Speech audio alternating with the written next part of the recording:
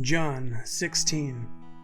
I have communicated these things to you so that you will not be embarrassed about your scandalous association with me. You will be kicked out of their synagogues, and there will be times where those who kill you will think that they have done God a favor. They will do these things because they know neither the Father nor me. I have told you all this in advance, so that when it happens, you will remember this conversation. While I was with you, there was no need for me to tell you about these things. But now I'm going away to be face to face with him who sent me.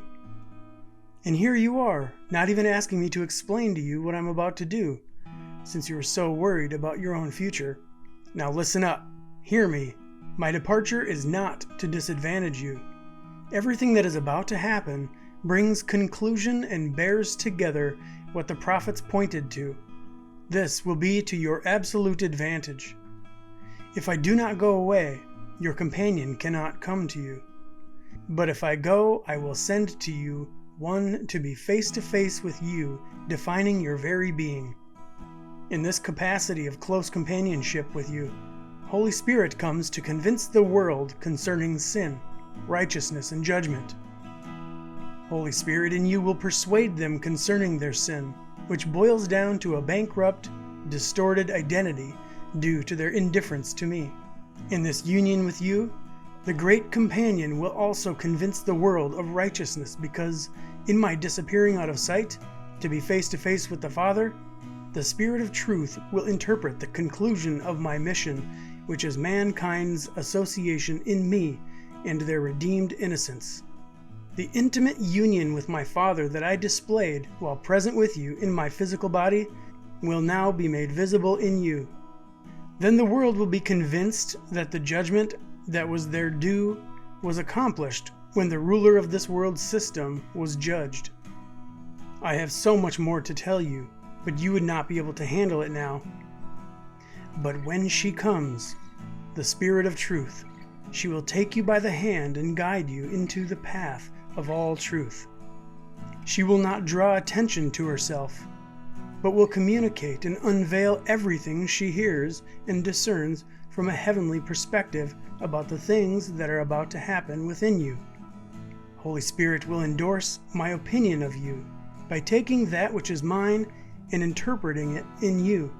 The Father and I enjoy all things in common, even to the finest detail. Because this is so, I said that the close companion esteems my glory and lays a hold of that which is within me and declares it within you from heaven's point of view. For a brief while I will be absent from your view. Then in another brief while you will see and know me. Some of his disciples said to each other, "What does he mean? He tells us that in a little while we won't see him. Then he tells us in a little while we will see him again. And then he would return to be face to face with the Father. What does he mean by a little while? This just doesn't make any sense at all." Jesus perceived that they were confused about this and asked them, "Are you still trying to figure out what I mean by this brief time where you will no longer see me, and then the next moment you will really see me?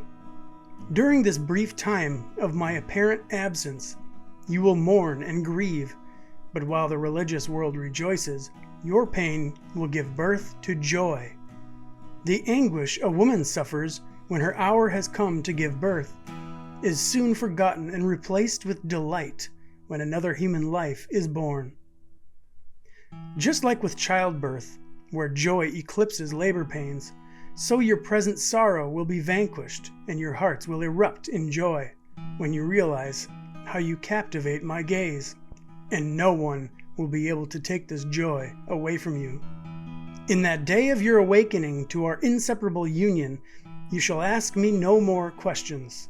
Instead, you would certainly ask the Father directly in my name, knowing that my name represents the extent of all the Father has already accomplished on mankind's behalf, and he will happily grant you your requests, and take all questions of possible doubt or uncertainty out of the equation.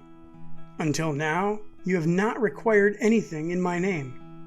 When you realize what is yours in my name, then make your requests, and lay a hold of that so your joy may burst its banks. I have used examples to illustrate these things in figurative speech, but the hour comes when the illustrations will be replaced with unreserved utterance, and I will declare to you openly heavenly things about the Father. In that day, you will make your requests in my name without a middleman. There will be no need for me to question the Father on your behalf. The Father himself is so fond of you and is pleased with your affection for me and your belief that I proceeded from his immediate presence. I have indeed proceeded from the immediate and intimate presence of the Father to come to the world and return again to be face to face with the Father. The disciples said to him, "You are coming through loud and clear without the aid of a parable. Now we see what you have seen all along. To be persuaded that you indeed proceeded from the Father brings an end to all our speculations and uncertainties." To this Jesus responded with, "Just when you think you now finally believe that I am who I claim to be, then suddenly you will all scramble and run for your lives and abandon me. But I am never forsaken because my Father is always with me. I have spoken these things to you, that in me you will know the sweet and assured resonance of my peace.